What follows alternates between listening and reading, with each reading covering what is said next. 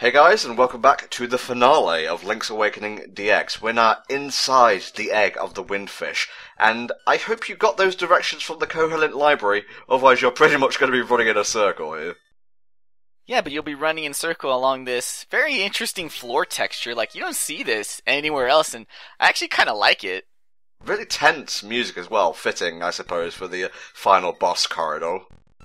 Although, how many times can you say, the final boss dungeon is in an egg?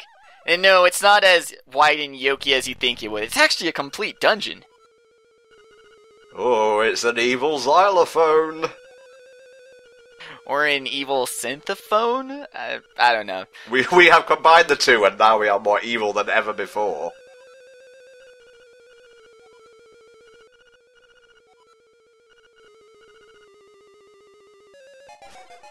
How casual is that of a final boss to be like, yo, let's rumble, son? Yeah, let's just get this done. You know, I'm evil, you're good. You know, something rubber, something glue. Let's rock. Alright, so first phase is based off of that giant Zool that we fought in the color dungeon. He can only be damaged with the magic powder, but with a well-timed 1-frame spin attack, you can actually damage him with your sword. There is a quick kill where you can finish him off then and there, but that's a really tough trick, so I just decided to take my one free sword hit and then finish him off with the copious amounts of magic powder I have that I have not used at all. Yeah, you might as well get rid of it, because obviously the island's going bye-bye after this. Yep, and then after that is a phase based off Aghanim in A Link to the Past. He will charge up his magical balls and then throw them at you.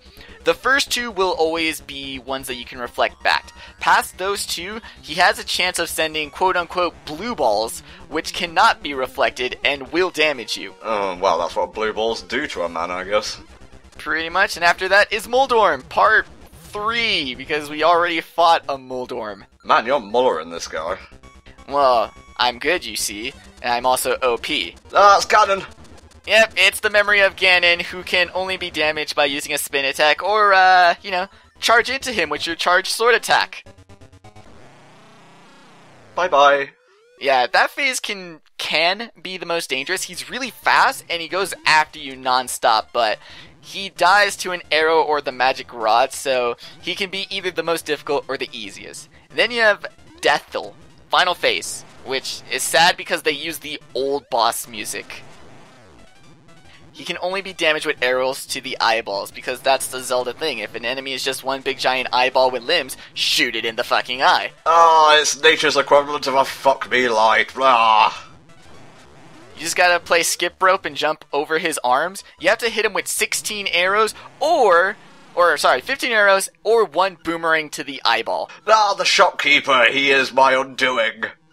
Pretty much. Yeah, that's the reason why I went to buy some arrows before we came here. And that's it. Link's Awakening has been defeated. Not just Link's Awakening, the DX version. Oh my god.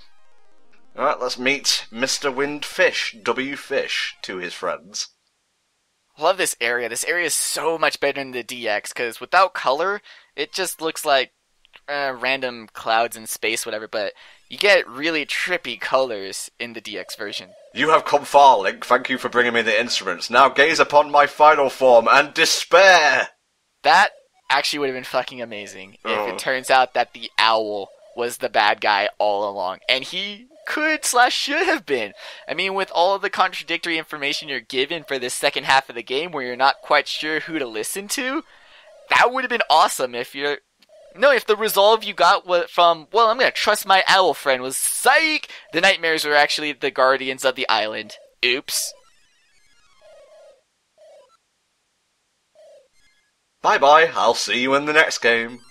Get the fuck out of here. But yeah, they do bring him back. They bring him back a lot. I don't know what I was expecting when people told me about the Windfish, but it surely wasn't the Mardi Gras version of a whale. The Mardi Whale. I like the Windfish, although, I don't know why, but the concept of standing right next to a whale in the sky just kind of scares me, just when you think of the massive size he would be. Ah, I was asleep for so long, I only had the Lord of the Rings books to read. That's why I'm talking like this. What is that one whale dude in Skyward Sword? Oh, what is his name? I know who you're talking about, but the name just isn't coming to me. Yeah, but... Levias.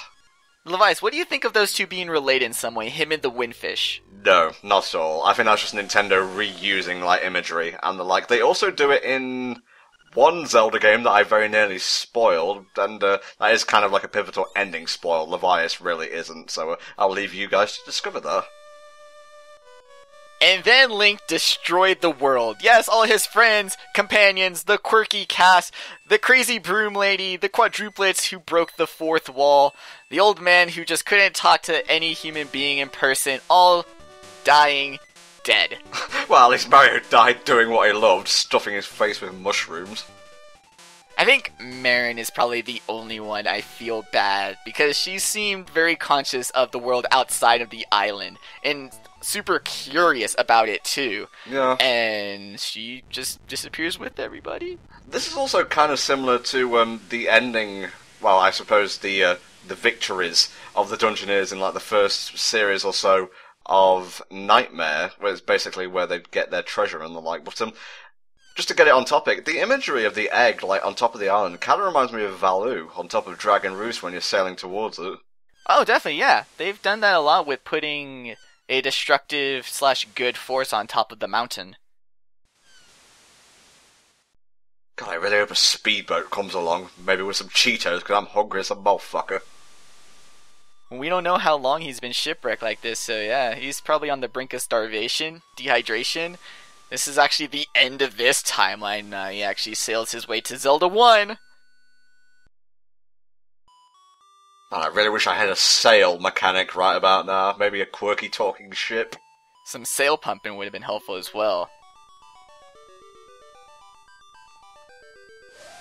Shit, are you telling me I wasn't fucking high as balls when I saw that floating space whale? Yeah, maybe it was a dream, lol, bye! It's like benevolent deities teaming up to fuck with Link psychologically.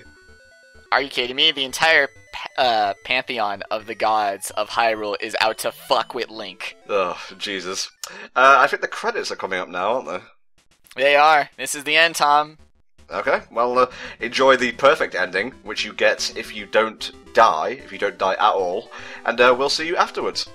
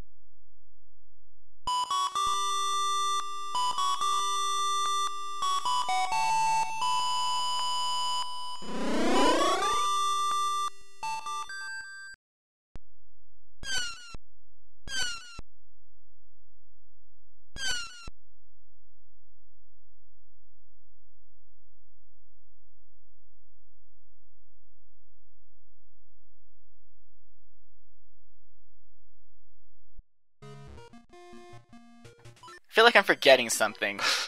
Is this one of those post-credit hootenannies that I've heard so much about in Let's Plays? Yes, because unfortunately, and as contradictory as it sounds, you cannot get the true ending while also getting 100%. Yes, because to get one of the photographs, you have to steal. And when you come back, you get this infamous Hadouken scene. Now, yes, I probably could have just stolen the bow and arrow, never went back to shop, never got killed, would have gotten my picture, but I kinda wanted to leave the option open in the playthrough that I go back if I needed to buy anything. And now you get the infamous Link is now thief. That is the other thing. If I had stolen beforehand, I would have completely fucked up the ending, and it wouldn't have been as dramatic, even though a giant Mardi Gras floating whale isn't all that serious to begin with. Yeah, that image of Marin turning into a seagull is just basically meant to imply that she survived, at least in some form, and you only get that by not dying at all.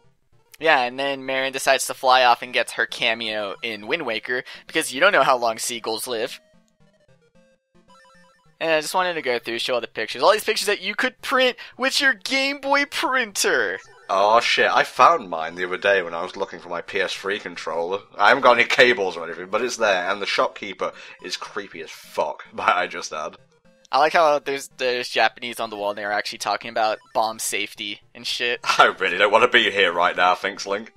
Okay, I guess we shall wrap up this playthrough by saying that our next foray into the Zelda universe will be with The Legend of Zelda Wind Waker HD for the Wii U, so I best go get a copy of the game.